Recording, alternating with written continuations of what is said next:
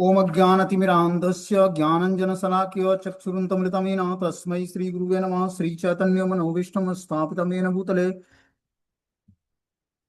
स्वयं रूपकदा मह्यं ददाति स्वपदान्तिकं। वन्देऽहं श्रीगुरुं श्रीयुतपदकमलं श्रीगुरून् वैष्णवाचं श्रीरूपं साग्रजातं सगणरघुनाथान्वितं तं सजीवं साद्वैतं सावधूतं परिजनसहितं कृष्णचैतन्यदेवं श्रीराधाकृष्णपादान् सगणललिता श्रीविशाखान्विताश्च नारायणं नमस्कृत्यं नरं चैव नरोत्तमं देवीं सरस्वतीं व्यासं ततो जयमुदीरये शृणुतां स्वकथा कृष्ण पुण्ये श्रवणकीर्तनं हृदयन्तस्तु भद्राणि विदनोति सुरसतां नष्टप्रायेषु भद्रेषु नित्यं भागवत सेव्या भगवती उत्तम श्लोके भक्तिर्भवति नष्टकी तदा रजस्तमो भावः कामलोभादेश चेत् एतेन रावृद्धं स्थित सत्त्वे प्रसिद्धति एवं प्रसन्न मनसो भगवद्भक्ति योगता भगवत तत्व विज्ञान मुक्त संगस्य जायते विद्यन्ते हृदय ग्रंथि छिद्यन्ते सर्वसंशयं क्षीयन्ते चास्य कर्माणि दृष्ट्वा एवात्मनीश्वरे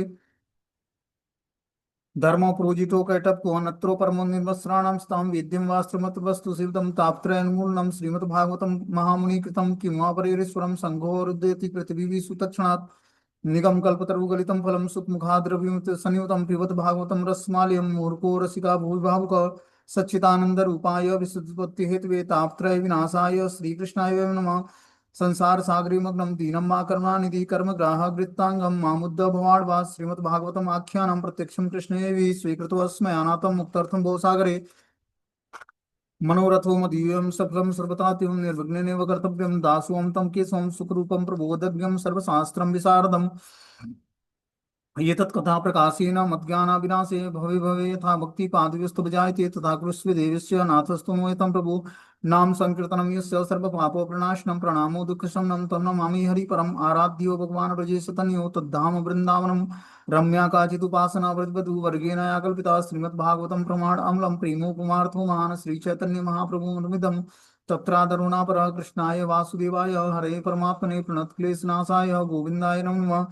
हे कृष्ण करुणा सिंधु दीनबंधु जगतपतये गोपेश गोपिकाकांत राधाकांत नमस्तुते तप्त कांचन गौरांगे श्री राधे वृंदावनेश्वरी वृषभानुसुते देवी प्रणमामि हरिप्रिये वाञ्छाकल्पतरुभ्यश्च कृपा सिन्धुभ्यो च पतितानां पावनेभ्यो वैष्णवेभ्यो नमो नमः। जय श्री कृष्ण चैतन्य प्रभु नित्यानंद श्री अद्वैत गदाधर श्रीवासादि श्री गौर भक्तवृंद हरे कृष्णा कृष्ण कृष्ण हरे हरे हरे राम राम राम हरे हरे। तो इसमें आज हम लोग को श्रीमद् भागवतम का स्कंद संख्या 4 अध्याय संख्या 9 और श्लोक संख्या 46 नंबर पढ़ना है। बोलते हैं सुरुचित समुत्थाप्यम पादावनत्य निर्वकम परिस्वज्याहम जीवेति वाष्प गदगदया गिरा। ध्रुव महाराज की छोटी माता सुरुचि ने यह देखकर कि निर्दोष बालक उनके चरणों पर नतमस्तक है उसे तुरंत उठा लिया और अपनी बाहों में भर लिया और अश्रुपूर्ण गदगद वाणी से आशीर्वाद दिया कि मेरे बालक चिरंजीवी रहो। तो जो ध्रुव महाराज की छोटी माता थी सुरुचि, जो विमाता थी, विमाता मतलब सौतेली माता, वो जब देखती है कि निर्दोष बालक उनके चरणों पर नतमस्तक है तो वो तुरंत उठा लेती हैं और अपनी बाहों में भरकर अश्रुपूर्ण गदगद वाणी से आशीर्वाद देती हैं कि मेरे बालक तुम चिरंजीवी हो। इससे पहले हम लोग देखते हैं कि यही माता पिता की गोद में से उतार कर और जो है बोला था कि जाकर तुम भगवान से प्रार्थनाएं करो, भगवान को प्राप्त करो तपस्याएं करके, और तब जब मेरे गर्भ से जन्म लोगे तब तुम्हें राज्य के उत्तराधिकार मिलेगा, मतलब पिता के राज्य का अधिकारी बनोगे। क्योंकि ये बड़े पुत्र थे ध्रुव और उत्तम छोटा पुत्र था। जो सुरुचि का पुत्र था उत्तम वो छोटा था और ध्रुव महाराज बड़े पुत्र थे। तो सुरुचि को ये बात अच्छी नहीं लगती थी कि ध्रुव जो है पिता की गोद में बैठे हैं। इसलिए इसी सुरुचि ने ही ध्रुव महाराज को पिता की गोद से उठाकर और नीचे खड़ा कर दिया था। और आज जब भगवान ने आशीर्वाद दिया, भगवत प्राप्ति हो गई ध्रुव महाराज को, तो सारे लोग फेवरेबल हो गए। तो जब हम भक्ति करते हैं इससे हमें लेसन्स क्या मिलता है कि जब हम भक्ति शुरू करते हैं तो बहुत सारे ऑब्स्टिकल्स आते हैं हमारे जीवन में, और बहुत सारे परिवार के लोग या समाज के लोग या देश के लोग ऑब्जेक्शन करते हैं। लेकिन जैसे ही आप भगवान की शुद्ध भक्ति प्राप्त करोगे, भगवान का आशीर्वाद मिल जाएगा, वैष्णव का गुरु का आशीर्वाद प्राप्त हो जाएगा, वैसे ही सारी परिस्थिति फेवरेबल हो जाती है जीवात्मा की। समझ लो बात को। क्योंकि जब हायर अथॉरिटी से जब आशीर्वाद प्राप्त होता है तो छोटी अथॉरिटी स्वयं स्वीकार कर लेती है। समझ लो बात को। तो जब ध्रुव महाराज को भगवान का आशीर्वाद प्राप्त हुआ, नारद मुनि मुनि जैसे गुरु का आशीर्वाद प्राप्त हो गया, तो घर पर आए तो वो सारे लोगों ने अपना लिया, उनको एक्सेप्ट कर लिया, जो उनको निग्लेक्ट करा था आज तक। बोलते हैं यस्य प्रसन्नो भगवान गुणे मैत्रा भी हरि तस्मे नमन्ति भूतानि निम्न मापम इव स्वयं। जिस प्रकार स्वभावगत रूप से जल स्वतः नीचे की ओर बहता है, उसी प्रकार श्री भगवान के साथ मैत्रीपूर्ण आचरण के कारण दिव्य गुण वाले व्यक्ति को सभी जीवात्माएं मस्तक झुकाती हैं। क्या बोलते हैं यहाँ पर, कि जिस प्रकार स्वभावगत रूप से जल स्वतः नीचे की ओर बहता है, जिस तरह स्वभावगत जल ऊपर से नीचे की तरफ बहता है, उसी तरह श्री भगवान के साथ मैत्रीपूर्ण आचरण के कारण दिव्य गुणों वाले व्यक्ति को सभी जीवात्माएं मस्तक झुकाती हैं। जिस जीवात्मा के अंदर दिव्य गुण आ जाते हैं, ठीक है ना, और भगवान के साथ पूर्ण आचरण हो जाता है, उस जीवात्मा के आगे जो है सब जीव जो है मस्तक झुकाते हैं। इसमें बता रहे हैं मैत्रेय ऋषि विदुर को, कि जिस प्रकार स्वभावगत जल स्वतः नीचे की ओर बहता है, उसी प्रकार श्री भगवान के साथ मैत्रीपूर्ण आचरण के कारण दिव्य गुणों वाले व्यक्ति को सभी जीवात्माएं मस्तक झुकाती हैं। जब जीवात्मा के अंदर भगवान की भक्ति करके भगवान से मैत्रीपूर्ण आचरण और दिव्य गुण विकसित हो जाता है, तो उस जीवात्मा के आगे जो भी आता है वो नतमस्तक हो जाता है। बोलते हैं यहाँ यह प्रश्न उठाया जा सकता है कि ध्रुव के प्रति सदय न होते हुए भी सुरुचि ने उन्हें दीर्घजीवी होने का आशीर्वाद क्यों दिया। इसका उत्तर इस श्लोक में दिया है कि चूंकि अपने दिव्य गुणों के कारण भगवान ने ध्रुव महाराज को आशीष दिया था, अतः सभी लोग उन्हें सम्मान देने के लिए बाध्य थे। जिस प्रकार की जल प्राकृतिक रूप से सदैव नीचे की ओर बहता है, भगवत भक्त किसी से सम्मान नहीं चाहता, किंतु संसार में वह जहां कहीं भी जाता है सम्माननीय होता है। श्रीनिवास आचार्य ने कहा है कि वृंदावन के 6 गोस्वामी सारे ब्रह्मांड में इसलिए पूजित हैं क्योंकि समस्त तेज के स्रोत भगवान को प्रसन्न कर लेने पर भक्त स्वतः सबको प्रसन्न कर लेता है, और इस तरह सभी उसका सम्मान करते हैं। एक बार भगवान की कृपा मिले नहीं, गुरु की कृपा मिले नहीं, वो पूजनीय बन जाता है व्यक्ति। यही मानता है भक्ति का, कि अगर जो भक्ति करते हुए आपने भगवान को प्रसन्न कर लिया, भगवान से आशीर्वाद प्राप्त हो गया, गुरु से आशीर्वाद प्राप्त हो गया, तो बता रहे हैं कि वो पूरे ब्रह्मांड में पूजनीय हो जाएगा। बोलते हैं सुरुचि ने उन्हें दीर्घ जीवी होने का आशीर्वाद क्यों दिया, जो कि उसी उसी ने राज्य से निकाला था ध्रुव महाराज को। आज ध्रुव महाराज को भगवान का गुरु का आशीर्वाद प्राप्त हुआ, तो आज क्या करती है वह, अस्त्रपूर्ण गदगद वाणी में आशीर्वाद देती है ध्रुव को, कि हे पुत्र तुम चिरंजीवी हो। और उसी ने राज्य से निकाला था, उसकी भी माता ने। लेकिन आज भगवान के दर्शन, भगवान को प्रणाम और आशीर्वाद प्राप्त होने मात्र से सबने स्वीकार कर लिया उसको। बोलते हैं जिस प्रकार स्वभावगत ध्रुव के प्रति सदैव न होती हुई भी सुरुचि ने उन्हें दीर्घजीवी होने का आशीर्वाद क्यों दिया। इसका उत्तर इस श्लोक में दिया गया है कि अपने दिव्य गुणों के कारण भगवान ने ध्रुव महाराज को आशीष दिया था। जब हम भगवान की भक्ति करते हैं तो सारे दिव्य क्वालिटियां जो भगवान में है वो अपने अंदर आने लगती हैं, दिव्य गुण। और दिव्य गुण आने से व्यक्ति क्या होता है, पूजनीय बन जाता है। बोलते हैं अतः सभी लोग उन्हें सम्मान देने के लिए बाध्य थे। जिस प्रकार की जल प्राकृतिक रूप से सदैव नीचे की ओर बहता है, भगवत भक्त किसी से सम्मान नहीं चाहता, किंतु संसार में वह जहां कहीं भी जाता है सम्माननीय होता है। भक्त की इच्छा नहीं होती कि वो रिस्पेक्ट चाहे किसी से। अमानी ना मान देना कीर्तनीय सदा हरि। वो सबको रिस्पेक्ट तो देता है, लेकिन अपने मान की इच्छा नहीं करता, अपने सम्मान की इच्छा नहीं करता। इस कारण से, लेकिन उसके बाद भी वो सम्माननीय होता है, क्योंकि उसके अंदर दिव्य गुण होते हैं भगवान के। श्रीनिवास आचार्य ने कहा कि वृंदावन के 6 गोस्वामी सारे ब्रह्मांड में इसलिए पूजित हैं क्योंकि समस्त तेज के स्रोत भगवान को प्रसन्न कर लेने पर भक्त स्वतः सबको प्रसन्न कर लेता है, इस तरह सभी उसका सम्मान करते हैं। तो जो 6 गोस्वामी हैं, रूप सनातन भट्ट रघुनाथ, श्री जीव गोपाल भट्टदास रघुनाथ, ये क्या है, पूरे ब्रह्मांड में इसलिए पूजनीय हैं क्योंकि समस्त तेज के स्रोत भगवान चैतन्य को प्रसन्न कर लेने पर भक्त स्वतः ही सबको प्रसन्न कर लेता है। एक बार भगवान प्रसन्न हुए नहीं कि आपसे सब जीवात्मा प्रसन्न हो जाएंगे। यही तो क्या है, बात है कि अगर जो आदमी भक्ति करके भगवान को प्रसन्न कर ले, तो इस संसार में सब जीवात्मा, सब देवता आपको आशीर्वाद देंगे। न चाहते हुए भगवान सबसे आशीर्वाद दिला देंगे। और जो भगवान रूठ गए, तब कोई भी आपसे प्रसन्न नहीं होगा। इसलिए भक्ति करके भगवान को प्रसन्न करना है, ये कार्य आसान है। एक बार भगवान प्रसन्न हो जाएंगे तो इस धरती पर सब कुछ संभव हो जाएगा हमारे लिए। भगवान का आशीर्वाद मिला नहीं ध्रुव महाराज को कि सारे अनफेवरेबल लोग भी फेवरेबल हो गए। बोलते हैं उत्तमश्च ध्रुवो शोभा व अन्योन्य प्रेम विहलो अंग संगा दुपुल्य का व स्त्रोग्य मुहु रुह हतु। उत्तम तथा ध्रुव महाराज दोनों भाइयों ने परस्पर अश्रुओं का आदान प्रदान किया। वे स्नेह के अनुभूति से विभोर हो उठे। जब उन्होंने एक दूसरे का आलिंगन किया तो उन्हें रोमांच हुआ। इस तरह से ध्रुव और उत्तम, उत्तम मतलब जो सौतेला भाई था उनका, दोनों भाई परस्पर अश्रुओं का आदान प्रदान करने लगे मिलकर। दोनों एक दूसरे को लंबे समय के बाद देखा तो दोनों के नेत्रों में अश्रु भर गए और गले मिलने लगे। वे स्नेह के अभिभूत होकर विभोर हो उठे। जब उन्होंने एक दूसरे का आलिंगन किया तो उन्हें रोमांच हुआ।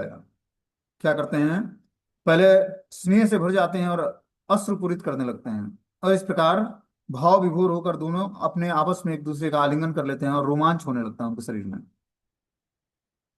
बोलते हैं सुनीति रस्य जननी प्राणेभ्यो अपि प्रियम सुतम उपगुह्य जहावाधि तद अंग स्पर्श निवृताम।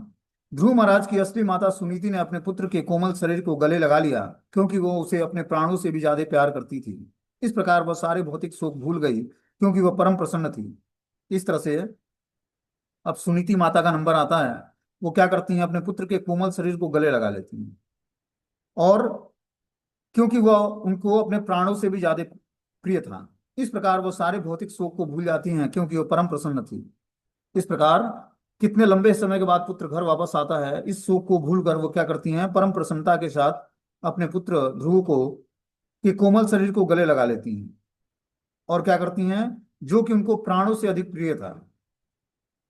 हे विदुर, सुनीति एक वीर की माता थी। उसके अश्रुओं ने उसके अस्त्रों के से बहने वाले दूधों की धारा के साथ मिलकर ध्रुव महाराज की सारा शरीर को भिगो दिया। यह परम मांगलिक लक्षण है।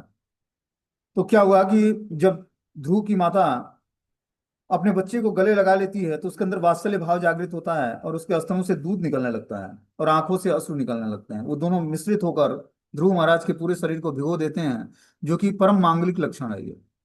जब माता बच्चे से प्रेम करती है तो क्या होता है, उसके स्तनों से दूध निकलता है और आंखों से अश्रु निकलता है, दोनों मिलकर, और जो उस बच्चे का अभिषेक कर देते हैं, तो ये परम मांगलिक लक्षण होता है।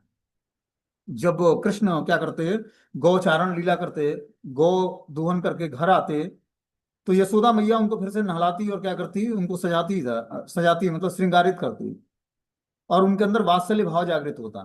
ठीक है ना, और गौओं के अंदर भी वात्सल्य भाव जागृत होता। वो कृष्ण को देखकर उनके स्तनों से दूध निकलने लगता, माताओं के स्तनों से और गायों के स्तनों से भी, और सब अभिषेक करती भगवान का। इतने प्रेम में विवल हो जाती गायें भगवान को देखकर, उनके स्तनों से दूध निकल, जब कृष्ण को देखती वो बछड़े के रूप में अपने, तो उनके स्तनों से दूध निकलने लगता। ये स्थिति थी। वही स्थिति यहाँ पर ध्रुव की माता सुनीति का हुआ। जब देवों की स्थापना की गई तो उन्हें दुग्ध दही और जल से स्नान कराया जाता है। यह संस्कार अभिषेक उत्सव कहलाता है। जब उनसे विग्रहों की स्थापना करते हैं तो उसमें दूध दही जल से भगवान को स्नान कराया जाता है। ये संस्कार अभिषेक उत्सव कहलाता है। इसी श्लोक में यह विशेष उल्लेख है कि सुनीति के नेत्रों से बहने वाले अश्रु सर्व कल्याणकारी थे। अपने प्रिय माता द्वारा किए गए इस अभिषेक उत्सव की कल्याणप्रदता इस बात की सूचक है कि निकट भविष्य में ध्रुव महाराज को उनके पिता का सिंहासन मिलेगा। ध्रुव महाराज के गृह त्याग की कथा यह है कि उसके पिता ने उन्हें अपने गोद में बैठाने से मना कर दिया, तो ध्रुव ने दृढ़ संकल्प किया कि जब तक उन्हें पिता का सिंहासन प्राप्त नहीं होता वे घर नहीं आएंगे। अतः उनकी माता द्वारा संपन्न यह अभिषेकोत्सव इसका सूचक था कि महाराजा उत्तानपाद का स्थान ग्रहण करने वाले हैं। इस तरह से बता रहे हैं कि जो है अपने प्रिय माता द्वारा इस प्रकार अभिषेक उत्सव बहुत ही कल्याणप्रद था ध्रुव महाराज के लिए, जो ये इंगित कर रहा था कि निकट भविष्य में ध्रुव महाराज जो है उत्तानपाद का स्थान ग्रहण करेंगे। बोलते हैं इस श्लोक में आगतम वीर सुबह शब्द अत्यंत महत्वपूर्ण है, जिसका अर्थ है कि वीर की माता। यह ध्रुव की माता के लिए प्रयुक्त हुआ है। दुनिया में अनेक वीर हैं, किंतु ध्रुव महाराज से उनकी कोई समता नहीं है, क्योंकि वे न केवल इस ब्रह्मांड के महान भक्त हैं, बल्कि भक्त एवं महान वीर भी होते हैं, क्योंकि वह माया के प्रभाव को जीत लिया था।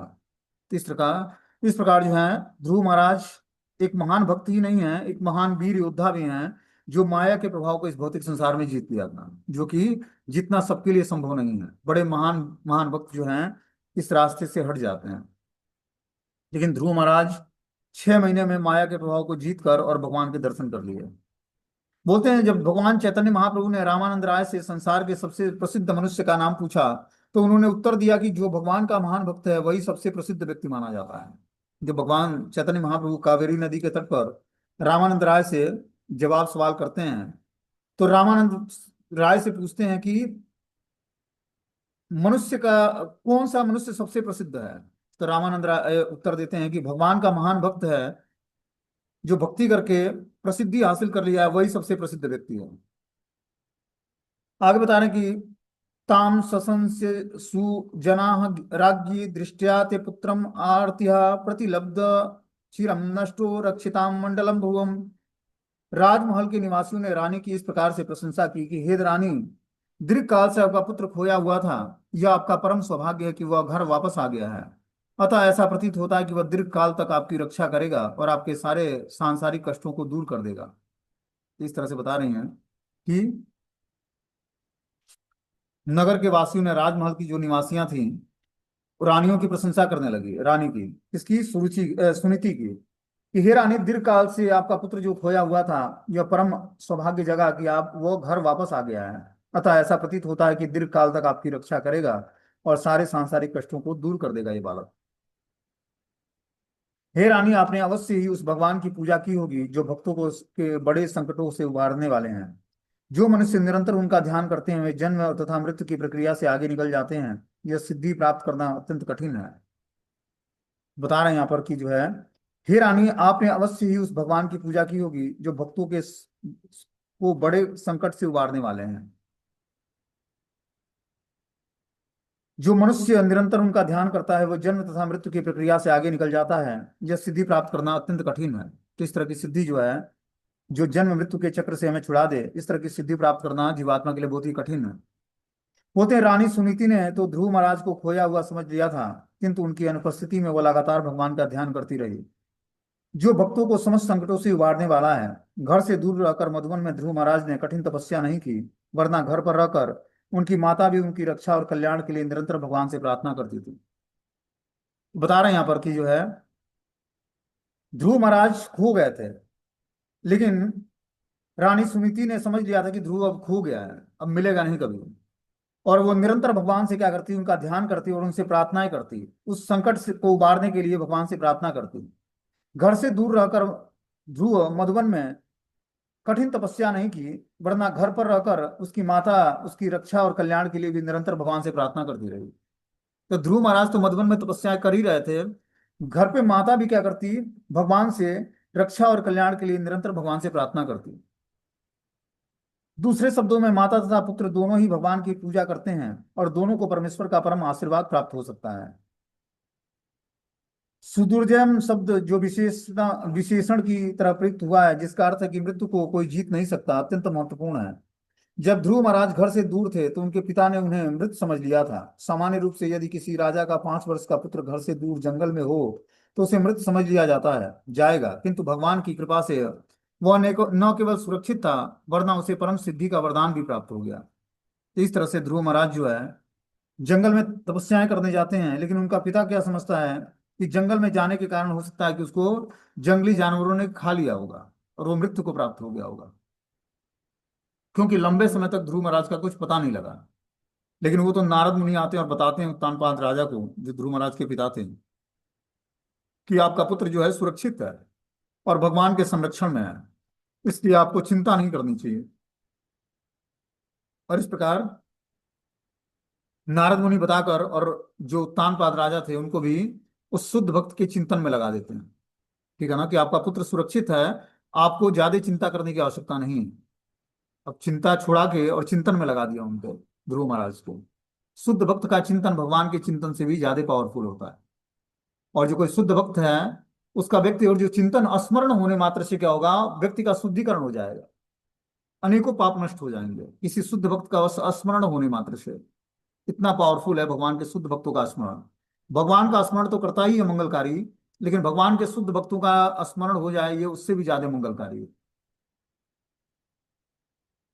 बोलते हैं कि वह न केवल सुरक्षित हैं बल्कि वो परम सिद्धि का वरदान भी प्राप्त कर चुके हैं। बोलते हैं कि लालल्यमानं जनरेव ध्रुवं सभ्रातरं नृपं आरोप्यम करणी हृष्टम स्तूयमानो अविशत्पुरम। मैत्रेय मुनि ने आगे बताया, हे विदुर, सभी लोग जब इस प्रकार से ध्रुव महाराज की बड़ाई कर रहे थे तो राजा अत्यंत प्रसन्न था। उसने ध्रुव तथा उसके भाई को एक हथिनी की पीठ पर सवार कराया इस प्रकार वह राजधानी लौट आया, जहां सभी वर्ग के लोगों ने उसकी प्रशंसा की। इस तरह से सभी लोग बता रहे हैं कि मैत्रेय मुनि ये स्टोरी विदुर को सुना रहे हैं, ध्रुव महाराज की, ठीक है ना। बोलते हैं कि जब इस प्रकार ध्रुव की सभी लोगों ने प्रशंसा कर रहे थे तो राजा बहुत ही प्रसन्न हुआ, क्योंकि राजा का पुत्र था। और इस तरह से राजा प्रसन्न होता है, वो ध्रुव और उसके भाई उत्तम को एक हथिनी की पीठ पर सवार कराता है, और क्या करता है, इस प्रकार राजधानी लौट आता है और सभी वर्ग के लोगों ने उसकी प्रशंसा करनी शुरू करते हैं। जो राज्य के नागरिक थे, सभी वर्गों ने ध्रुव और ध्रुव के पिता की प्रशंसा की। सारा नगर केले के स्तंभों से सजाया गया, उसमें फूलों तथा फलों के गुच्छे लटकाए गए, जहां जहां पत्तियां तथा टहनियों से युक्त सुपारियों के वृक्ष दिख रहे थे। ऐसे अनेक तोरण भी बनाए गए जो मगर के आकार के थे। तो पूरे राज्य को सजाया गया ध्रुव के आगमन की खुशी में। बोलते हैं सारे नगर को केले के स्तंभों से सजाया गया, उनमें फूलों तथा फलों के गुच्छे लटक रहे थे, तथा पत्तियां और टहनियों से युक्त सुपारी के वृक्ष दिखाई दे रहे थे। ऐसे अनेक तोरण भी बनाए गए थे जो मगर के आकार के थे। इस प्रकार पूरा राज्य जो है सजा दिया गया ध्रुव महाराज के आगमन के कारण। बोलते हैं शुभ अवसरों पर ताड़ की हरी पत्तियां, नारियल के वृक्षों, सुपारी के वृक्षों तथा केले के वृक्षों एवं फल, फूल और पत्तियों से सजावट करने की शुभ प्रथा भारत में अत्यंत प्राचीन है। अपने महान पुत्र ध्रुव महाराज के स्वागतार्थ राजा उत्तानपाद ने अच्छा प्रबंध कर रखा था, और सभी नागरिक इस समारोह में उत्साहपूर्वक सम्मिलित हुए। देखो यही पुत्र है ध्रुव। जब तक भगवान की कृपा नहीं हुई था तब तक सभी लोग उसको निग्लेक्ट कर रहे थे, ठीक है ना। लेकिन एक बार कृष्ण कृपा हुई नहीं कि सभी लोगों ने उसको स्वीकार कर लिया, और उसके आने की खुशी में उत्सव मनाया गया राज्य में। जिस राज्य से विमुख होकर ध्रुव जंगल में गया था तपस्या करने के लिए, वही भगवत प्राप्ति करके लौटा, तो उसके पिता ने क्या किया, उत्सव सेलिब्रेट किया। ये है भगवान की कृपा, कि समाज से सभी लोग रिजेक्ट कर दें, लेकिन अगर जो कृष्ण रक्षा करते हैं किसी जीवात्मा का, तो पूर्ण रूपेण सुरक्षित होता है। और एक बार भगवान से आशीर्वाद उस जीवात्मा को प्राप्त हो गया, सभी स्वीकार कर लेंगे। ये बहुत भक्तों का एक्सपीरियंस है, ऐसा नहीं कि बस ध्रुव महाराज के केस में। जो आज भी भक्त लोग हैं उनका भी एक्सपीरियंस है, कि माता पिता शुरुआत के दिनों में स्वीकार नहीं करते हैं कि हमारा बेटा जो है भक्त बने। वो चाहते हैं कि आराम से पढ़ाई लिखाई करके जॉब करे, फर्स्ट क्लास एक सुंदर पत्नी से उसका विवाह हो जाए, और घर बसा ले, अपना बच्चे होके सेटल हो जाए हमारा बच्चा। वो ये नहीं चाहते कि भगवान के मंदिर में जाकर भगवान का भजन करे, कुछ कीर्तन कथा शुरू करे।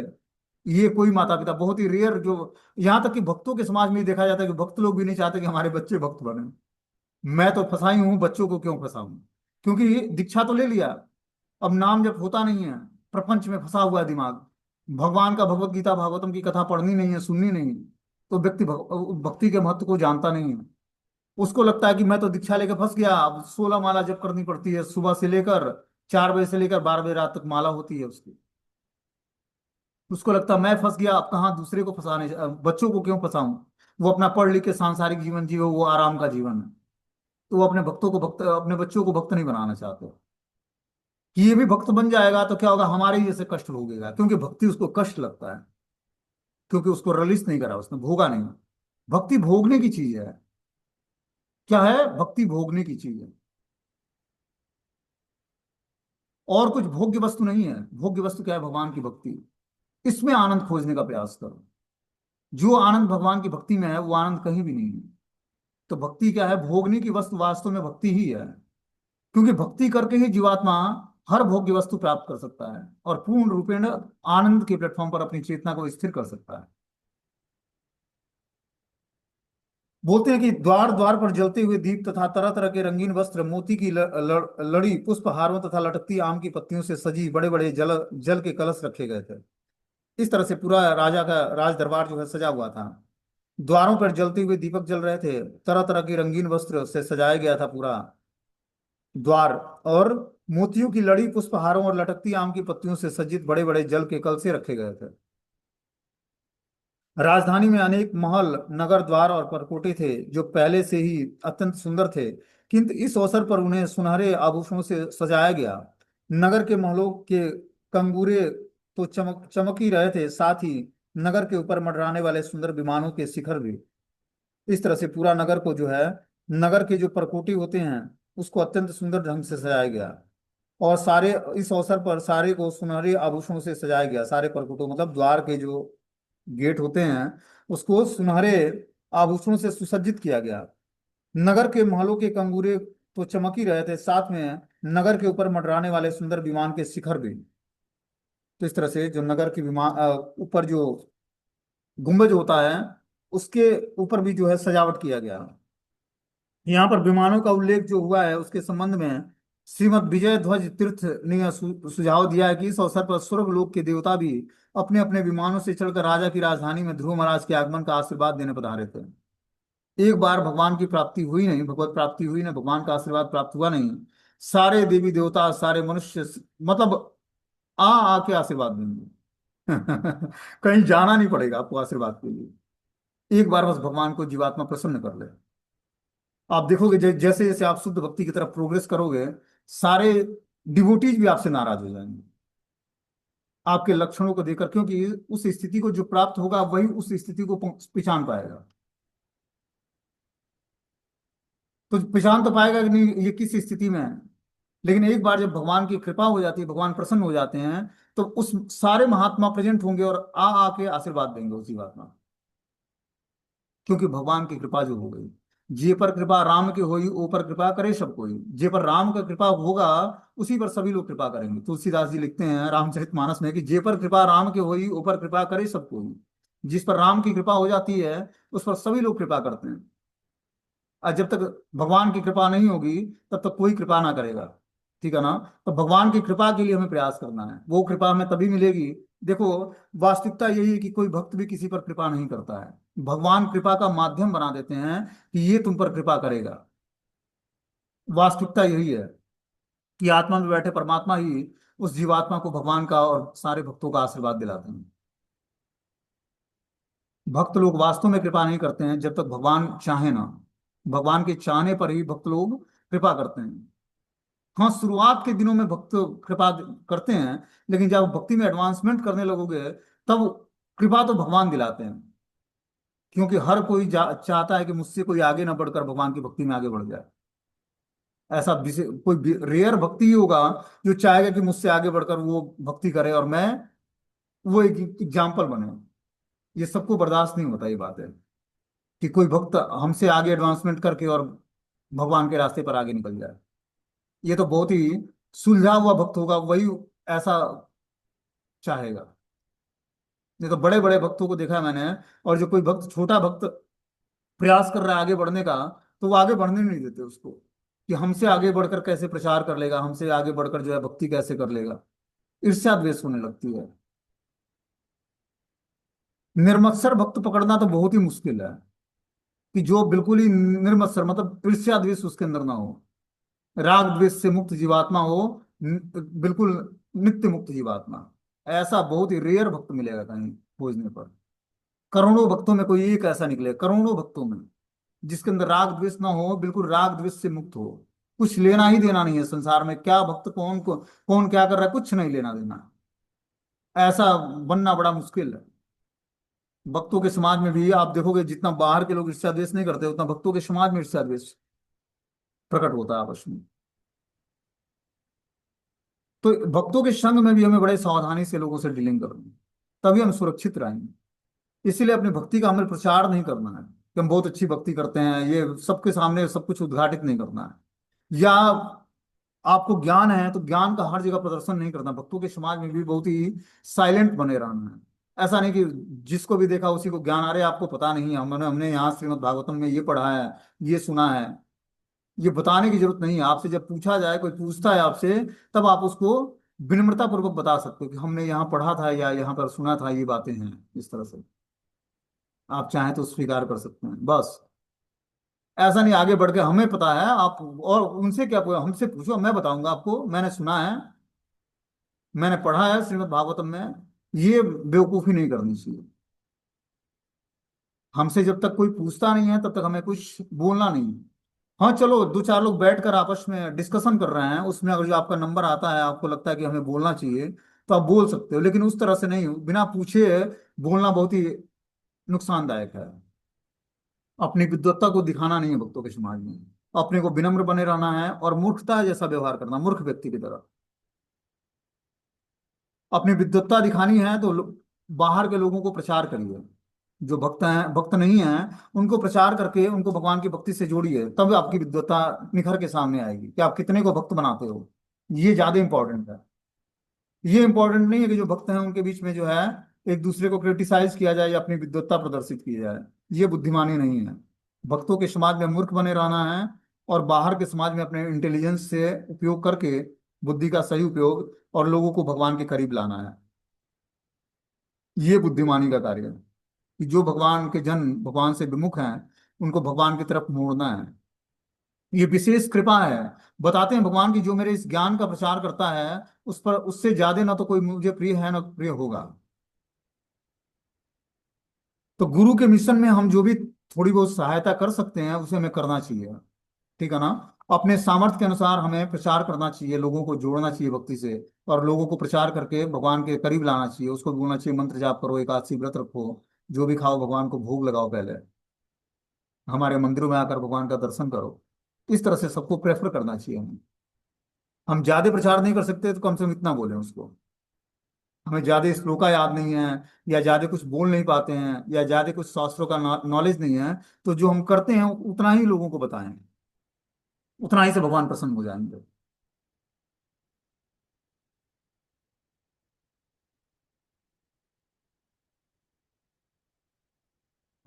आगे इसमें बता रहे हैं कि ध्रुवाय पथि दृष्टायम तत्र तत्र पूर्व स्त्रियम सिद्धार्थम क्षत दध्य मुहूर्त दुर्वा पुष्प फलानि च उपजहु प्रयुजानाम वात्सल्यादासिसं सति सुमत्य दगुल गीतानि प्रविश्यन्त भवनम पितु। इस प्रकार जब ध्रुव महाराज मार्ग से जा रहे थे तो पास पड़ोस के समस्त भद्र महिलाएं उन्हें देखने के लिए एकत्र हो गईं। वे वात्सल्य भाव से अपना अपना आशीर्वाद देने लगी, और उन पर सफेद सरसों, जौ, दही, जल, दूब, फल और फूल बरसाने लगी। इस प्रकार ध्रुव महाराज स्त्रियों द्वारा गाए गए मनोहर गीत सुनते हुए अपने पिता के महल में प्रविष्ट हो गए। इस तरह से जो है, जिस रास्ते से जा रहे थे उस रास्ते पर जितने भी आस पड़ोस की भद्र महिलाएं थीं वो देखकर एकत्रित हो गई ध्रुव महाराज को, क्योंकि जब वो भगवान के दर्शन हो गए उनको, तो वो ध्रुव महाराज का स्वरूप जो है बहुत ही सुंदर हो गया, दिव्यता आ गई उसमें। भगवान के दर्शन मात्र से क्या होता है, सारे अंग प्रत्यंग और इंद्रियां हमारी शुभ हो जाती हैं। उस व्यक्ति को, जिसको भगवान के दर्शन हो गए, उसके दर्शन करने मात्र से, स्मरण करने मात्र से व्यक्ति जो है शुद्ध हो जाता है। बोलते हैं कि सारी भद्र महिलाएं उन्हें देखकर एकत्र हो गई। वे वात्सल्य भाव से अपना आशीर्वाद देने लगी, और उन पर सफेद सरसों, जौ, दही, दूध, दूब और फल और फूल बरसाने लगी। इस प्रकार ध्रुव महाराज स्त्रियों द्वारा गाए गए मनोहर गीत सुनते हुए अपने पिता के महल में प्रविष्ट हो गए। अब ध्रुव महाराज अपने पिता के महल में चले जाते हैं। तत्पश्चात ध्रुव महाराज अपने पिता के महल में रहने लगे, जिसकी दीवारें अत्यंत मूल्यवान मणियों से सुसज्जित थी। उनके वात्सल्य पिता ने उन्हें विशेष देख रेख में की, और वे उस महल में उसी तरह रहने लगे जिस प्रकार देवतागण स्वर्ग लोक में अपने प्रासादों में रहते हैं। इस प्रकार अब ध्रुव महाराज अपने राजमहल में लौट आते हैं, और पिता उनको बहुत ही प्रॉपर जो है टेक केयर करते हैं। बोलते हैं कि पिता के महल में रहने लगी, जिसकी दीवारें अत्यंत मूल्यवान मणियों से सुसज्जित थी। वात्सल्य पिता ने विशेष देख रेख में उस महल में उनको रखा, और जिस तरह देवतागण स्वर्ग लोक के प्रासादों में रहते हैं, इस तरह से ध्रुव महाराज अपने पिता के महल में रहने लगे। महल में जो शयन शैया थी वह दूध के फेन के समान श्वेत तथा अत्यंत मुलायम थी। उसके भीतर की पलंगें हाथी दांत की थीं, जिसमें सोने की कारीगरी थी। कुर्सियां, बेंचे और अन्य आसन एवं सामान सोने के बने हुए थे। इतने उस राजा के राज्य में, ध्रुव महाराज के पिता के राज्य में, जो भी शयन शयन करने वाले बिस्तर थे वो दूध के फेन के समान श्वेत थे और अत्यंत मुलायम थे। पलंग जो है हाथी के दांत की बनी थी, और जिसमें सोने की कारीगरी हुई थी। और क्या थी, कुर्सियां और बेंचे, अन्य आसन और सामान भी सोने के बने हुए थे। बोलते हैं यत्र स्फटिक कुंडेषु महामारम कतेषु च मणि प्रदीपाम आभांति लल्य नारत्न संयुताम। राजा का महल संगमरमर की दीवारों से घिरा था, जिस पर बहुमूल्य मरकत मणियों से पंचिकारी की गई थी, और जिस पर हाथ हाथ से प्रदीप्त मणि दीपक लिए सुंदर स्त्रियों जैसी मूर्तियां लगी हुई थी। इस तरह से बता रहे हैं कि राजा के महल की दीवारों पर संगमरमर की बनी हुई थी, और जिस पर जो है बहुमूल्य मरकत मणियों की पंचकारी की गई थी। इस प्रकार हाथी हाथ में प्रदीप्त मणि दीपक लिए सुंदर स्त्रियों की मूर्ति लगी हुई थी पूरे दीवार पर।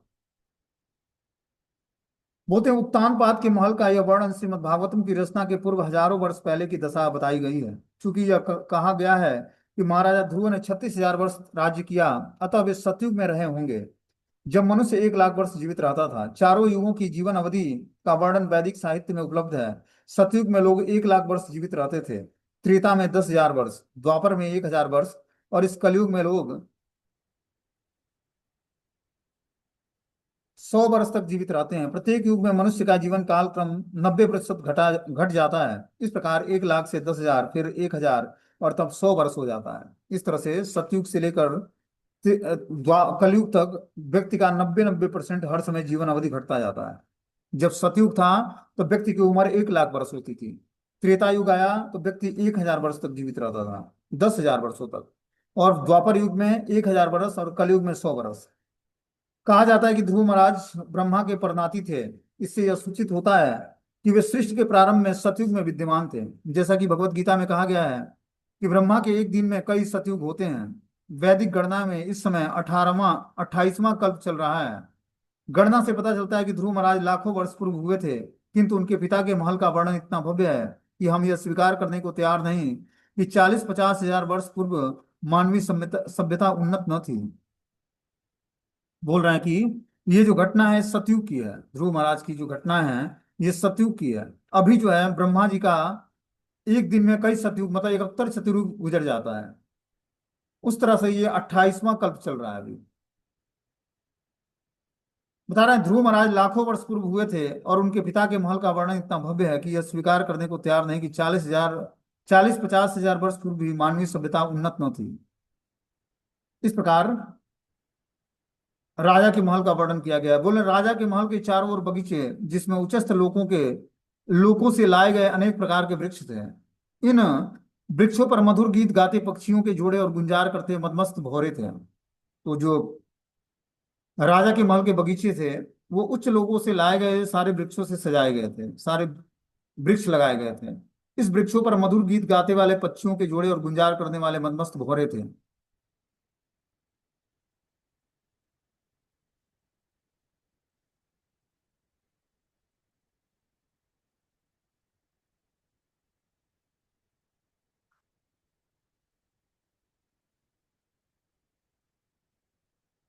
और बता रहे हैं कि बावड़ियों में पुखराज की सीढ़ियां थी। इन बावड़ियों में विविध रंग के कमल और कुमुदियां, हंस, कर्नाड़ और चक्रवाक, सारस और अन्य पक्षियां थे। राजर्षि उत्तानपाद ने ध्रुव महाराज के यशस्वी कार्यों के विषय में सुना और स्वयं भी देखा कि वे कितने प्रभावशाली और महान हैं। इससे वे अत्यधिक प्रसन्न हुए, क्योंकि ध्रुव महाराज के कार्य अत्यंत विस्मयकारी थे। तत्पश्चात जब राजा उत्तानपाद ने विचार करके देखा कि ध्रुव महाराज राज्य का भार संभालने के लिए समुचित पूर्ण हो गए हैं, तो उनके मंत्री भी सहमत हैं, तो प्रजा को भी वे प्रिय हैं, तो उन्होंने ध्रुव महाराज को इस लोक के सम्राट के रूप में सिंहासन पर बैठा दिया। अपनी वृद्धावस्था और आत्म कल्याण पर विचार करके राजा उत्तानपाद ने अपने अपने आप को सांसारिक कार्यों से विरक्त कर लिया और जंगल में चले गए। इस तरह से जब ध्रुव महाराज को सारे नागरिकों ने स्वीकार कर लिया, राज्य के सारे नागरिकों ने, और